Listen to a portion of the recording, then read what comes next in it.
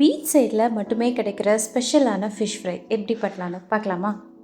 So நான் இதை பண்ணுறதுக்கு வத்தல், மல்லி, மஞ்சள், ஜீரகம், காஷ்மீரி சில்லி, உப்பு இவ்வளோ தான் யூஸ் பண்ணுறேன். ஸோ இதோட அளவெல்லாம் தெரிஞ்சுக்கணும் அப்படின்னா மேலே இருக்கக்கூடிய விலாகோட டிஸ்கிரிப்ஷனில் மென்ஷன் பண்ணியிருக்கேன், செக் பண்ணி பாருங்கள். ஸோ நான் யூஸ் பண்ணுற ஃபர்ஸ்ட் ட்ரிக் என்ன அப்படின்னா, இது எல்லாத்தையுமே பவுடர் ஃபார்மில் ரெடி பண்ணி வச்சுப்பேன். ஸோ ஃபிஷ்ஷை இதுக்கு மேலே ஈஸியாக நம்மளால் கோட் பண்ணி எடுத்துக்க முடியும்.